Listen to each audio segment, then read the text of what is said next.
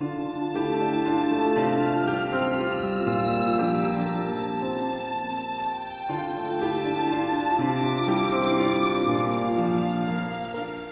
anyone actually see God in the Bible? John 1:18 says, "No man has seen God at any time. The only begotten Son, which is in the bosom of the Father, he has declared him."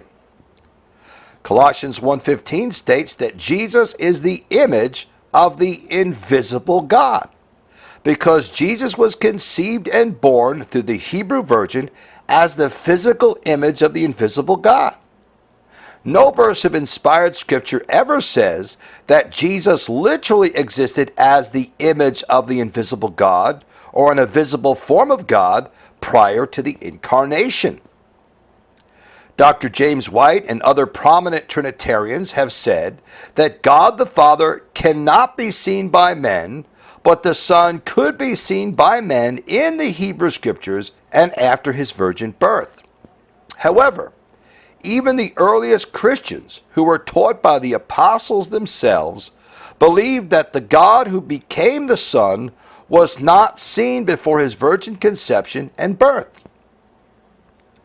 Ignatius wrote to Polycarp, chapter 3, verse 2, "Look for him who is above all time, the timeless, the invisible, who for our sake became visible." According to Ignatius, the God who became visible in the incarnation was first invisible. Therefore, Jesus is the image of the invisible God as the image of the invisible Father. Furthermore, Dr. James White and others have cited Philippians 2:6 in debates with oneness apologists to say that Jesus existed in the form of God as a divine person who could be seen in a visible form of God before the incarnation, before his birth in Bethlehem. Yet the earliest Christian writers who were taught by the apostles said that the God who became the Son was never seen before the incarnation. Methodius wrote to Diognetus sometime between AD 80 and AD 120. Methodius claimed to be taught by the apostles within the first century.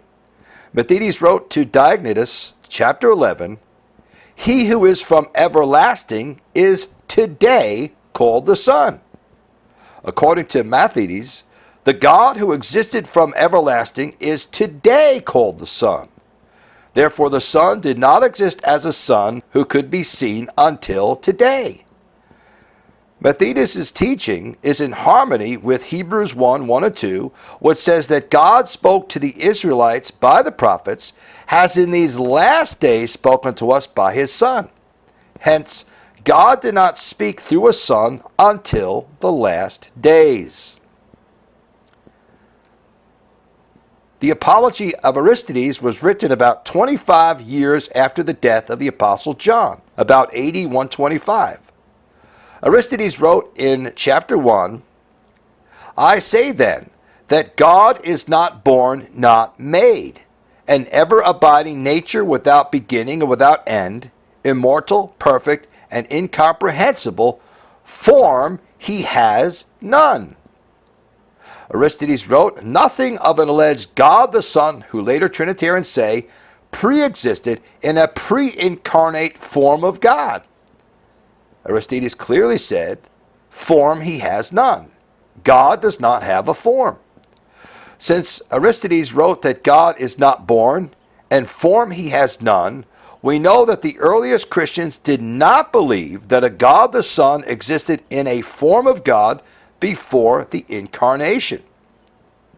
The Apology of Aristides chapter 2 says, "And it is said that God came down from heaven and from a Hebrew virgin assumed and clothed himself with flesh, and the Son of God lived in a daughter of man." Notice that Aristides said that God came down from heaven to assume and clothe himself with flesh. Then Aristides wrote that the Son of God lived in a daughter of man because the Son did not exist as a son before his human conception within the Virgin.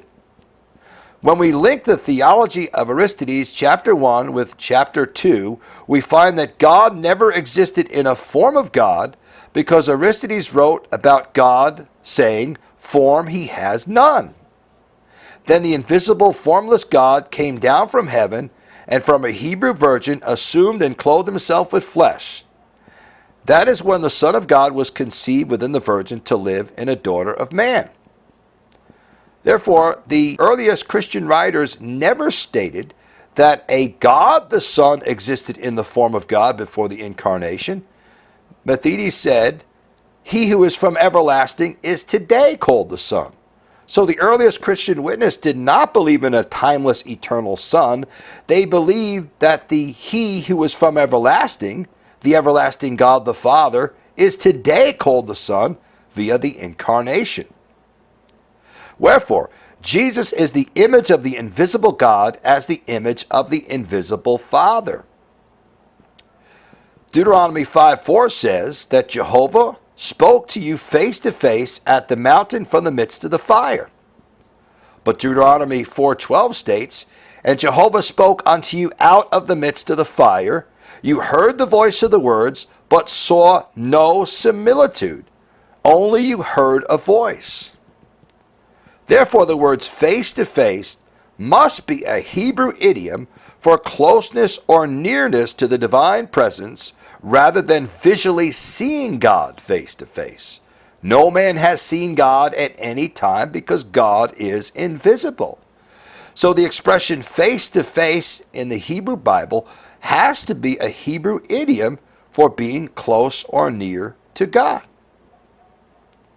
The same is true when an angel wrestled with Jacob in Genesis 32:24. Then Jacob was left alone, and a man wrestled with him until the breaking of day. Then Genesis 32:30 says, "So Jacob called the name of the place Peniel, for I have seen God face to face, and my life is preserved." Yet Hosea 12:3-4 proves that the angel was not God. He took his brother by the heel in the womb, and by his strength he had power with God. Yes, he had power over the angel and prevailed. Judges 13:22 says, "Then Manoah knew that he was the angel of the Lord. So Manoah said to his wife, We will surely die, for we have seen God."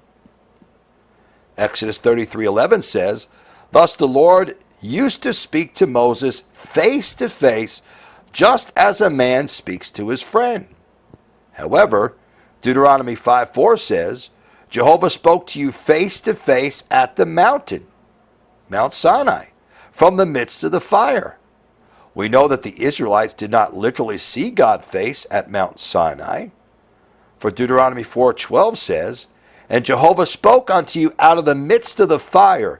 You heard the voice of the words, but saw no similitude. Only you heard a voice." So inspired scripture proves that the Israelites did not actually see Jehovah or Yahweh face to face. They saw no similitude, only they heard the voice. Therefore, we know that the expression face to face is a Hebrew idiomatic expression for being close to the divine presence through angelic agency. Wherefore, the scriptures prove the following three facts. Fact 1.